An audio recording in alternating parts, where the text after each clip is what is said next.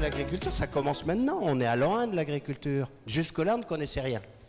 Regardez, les scientifiques nous disent on ne connaît que 10% des êtres vivants. Alors c'est vrai que la première fois que j'ai entendu ça, j'ai dit comment ils font pour compter les 90% qu'on ne connaît pas. Alors, en gros, je vous donne le secret, on connaît toutes les grosses bêtes.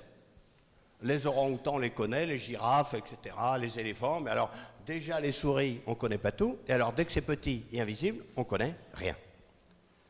C'est pas parce qu'on n'y connaît rien que ça n'existe pas.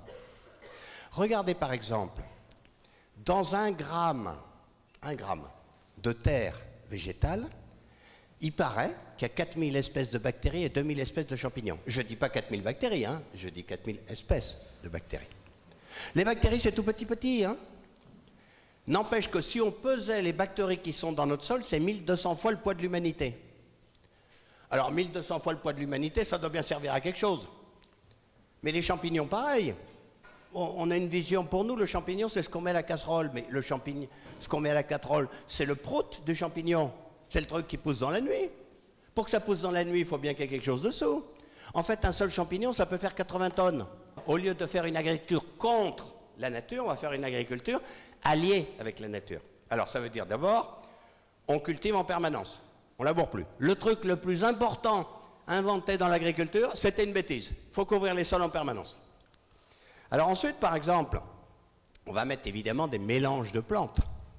Alors là, c'est la notion de plantes de service. Des plantes qui nous rendent service.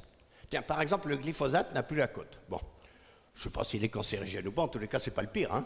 Enfin bon, on va dire que les insecticides, c'est bien pire pour la santé que les herbicides. Enfin bon, il va payer pour tous les autres, il va être interdit.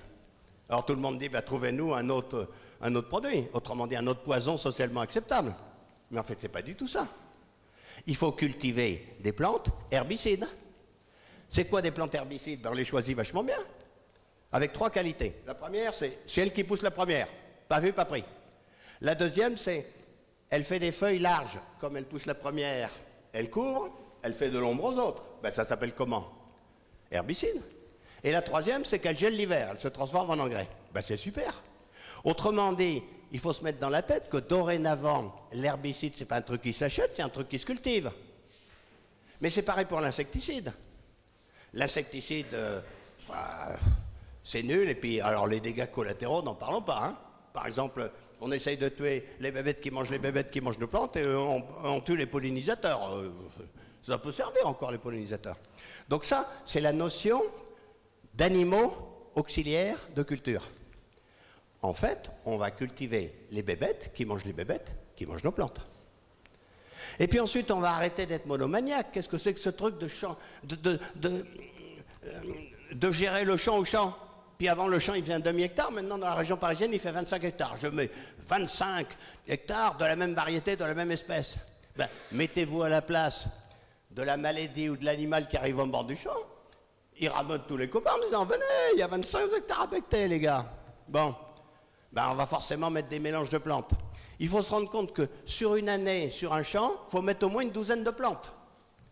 Une dizaine de plantes l'hiver pour cultiver son engrais, cultiver ses herbicides, et au moins 2 plantes au printemps, probablement en association, une céréale et une légumineuse qui s'aident à pousser. Et comme on va en plus élargir les rotations, sur chaque champ, il faut se dire qu'en 10 ans, c'est au moins 50 plantes qu'on aura mises. Et donc, il faut raisonner en complémentarité. Et puis, faire et défaire, c'est toujours travailler. Alors, on a payé pour arracher les haies. Comme en ville, on a payé pour arracher les tramways. Alors maintenant, ben, on remet les tramways en ville, ben, il faut remettre de l'arbre. On a cru que l'arbre, c'était l'ennemi de l'agriculture. Mais enfin, c'est pas du tout l'ennemi. Il y a bien plus de vie, bien plus de biodiversité, bien plus d'humidité, bien plus de fertilité quand il y a des arbres qui vont chercher les éléments nutritifs profonds, beaucoup plus profonds que ne le font les plantes annuelles. Donc on va instiller nos plantes annuelles sur un tapis de racines d'arbres qui vont réguler. Et tout ça va ensemble. Parce que les bébêtes qui mangent les bébêtes qui mangent nos plantes, elles ont toutes besoin de la haie à un moment de leur vie. S'il n'y a pas de haie, il n'y a pas de bébêtes qui mangent les bébêtes qui mangent nos plantes.